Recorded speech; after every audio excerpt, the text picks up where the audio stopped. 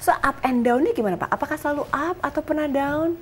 Saya pernah hampir bangkrut itu tahun 2000, sekitar 2003-2004. Kenapa Pak? Karena sebelumnya saya tiba-tiba, untung saya besar sekali gitu. Saya tiba-tiba sudah mulai berlagak seperti seorang pengusaha sukses gitu. Saya sudah mulai sewa setengah lantai gedung, yang biaya sewanya itu sebetulnya setahun bisa beli rumah gitu ya. Terus saya sudah mulai buka cabang-cabang di mana-mana, saya mulai rekrut orang banyak-banyak gitu. Gaya saya udah gaya yang terlalu seperti seolah-olah saya deserve untuk itu gitu. Nah, akhirnya kan klien tuh ganti tambah ada yang selesai masalahnya, masuk lagi dan seterusnya, dan banyak kasus-kasus lain sehingga saya pada saat itu benar-benar keadaan sulit gitu ya. Nah, dan saya waktu itu sempat datang ke satu teman itu bilang, "Saya tolong deh, Chris." Begitu saya datang ke kantornya dia, ini orang kaya dia, saya kasih pembukuan saya. Dia loncat dari kursinya, dia loncat gitu. Terus dia bilang begini, "Gila, ini sih sama aja lu suruh gue bail out," katanya. "Perusahaan lu tuh udah bangkrut, Chris. Masa nggak ngerti," katanya. "Gini aja deh, Chris," katanya. "Gue nggak bisa kasih duit sama ini, tapi gue bisa bantu lo untuk bayar pesangon karyawan lo. Gimana?" Wah, saya diam gitu kan, saya shock. Saya udah shock, lihat kondisi itu tambah shock ya, karena dia orang pinter, ahli keuangan juga gitu. Saya waktu itu di lantai berapa ya, 10 apa 11 gitu, saya ngeliat ke bawah, enak juga dia meloncat gitu. Serem banget Pak. Dan itu memang saya bisa mengerti susahnya jadi pengusaha ya, bukan hanya bayar gaji pegawai, tapi pada saat-saat susah seperti itu gitu. Tapi pada saat saya mau berpikir negatif seperti itu, iblis bilang saya suruh loncat gitu. Saya kepikiran, saya ini kan pengusaha. Dan saya seperti kucing, nyawa saya 13. Jadi kalau saya mati satu, saya masih punya 12. Gitu ya. Saya masih punya 12 nyawa gitu. Saya belum mati gitu. Jadi saya bilang waktu itu, orang ini kan bukan pengusaha, walaupun dia orang kaya, tetapi dia kan eksekutif gitu kan.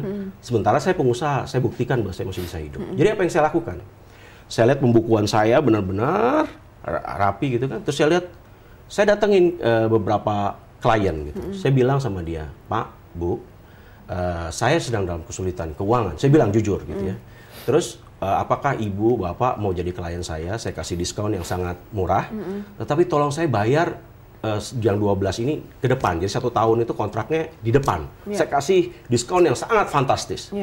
Mereka mulai ngomong, "Kenapa, Chris?" Gitu.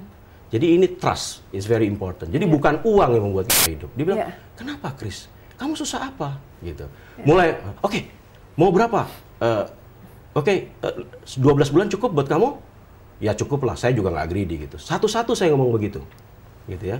Terus bagaimana dengan hutang saya? Hutang saya kan banyak juga gitu kan. Ini kan di perusahaan selalu ada hutang dan piutang gitu ya, cash flow kita. Nah terus saya datang ke mereka, saya bilang, "Pak, Bu, saya punya masalah gitu, bisa nggak rescheduling?" "Oh, ada masalah apa?" katanya. "Ya saya masalahnya gini-gini," saya sebutin. "Oh gitu, kamu perlu tambahan lagi nggak utangnya?" gitu ya. Terus kira-kira per bulan kamu bisa bayar berapa? "Saya kira-kira cuma bisa bayar segini," gitu. "Oke, kalau gini saya kasih grace period ya, jadi 6 bulan ini kamu nggak usah bayar, habis itu kamu bisa bayar berapa, Chris?" katanya.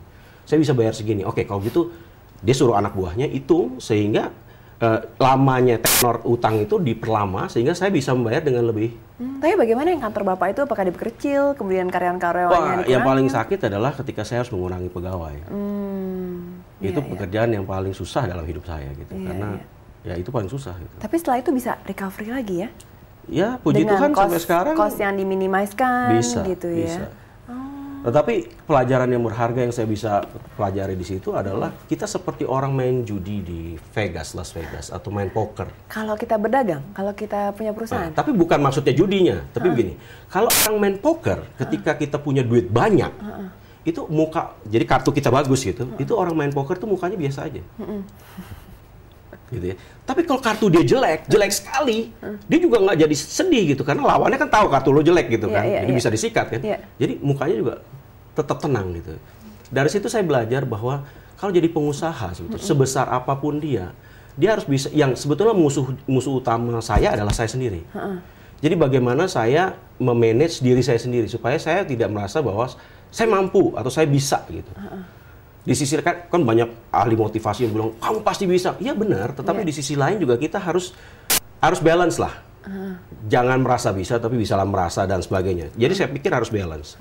Jadi artinya gaya hidup itu menjadi masalah. Jadi ketika orang itu mamanya dia mendapat gaji 10 juta, let's say, gaya hidupnya A, gitu ya. Tapi begitu dia naik gajinya jadi 20 juta, itu jadi tiba-tiba bisa berapa kali lipat. Nah, yang repot adalah apakah ke dalam jadi pengusaha itu kan pendapatan ini turun naik. Nah, kalau lifestyle kita terus di atas, kita akan jadi minus. Nah, ini yang harus kita manage. Oh gitu, waduh. Jadi tidak boleh konsumtif nih, harus jadi orang yang produktif. Produktif. Iya.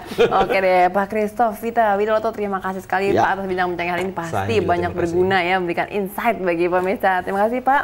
Dan pemirsa, apabila Anda masih ada komentar, kritik atau saran, Anda dapat SMS ke 0896 kali 788, dan bagi pengirim SMS yang beruntung akan mendapatkan buku dari Pak Christoph Vita Wiloto, di mana dalamnya ada tanda tangan asli dari beliau. Pemirsa, sampai jumpa minggu depan hanya di CEO Mindset bersama saya Sonia Wibisono. Sampai jumpa.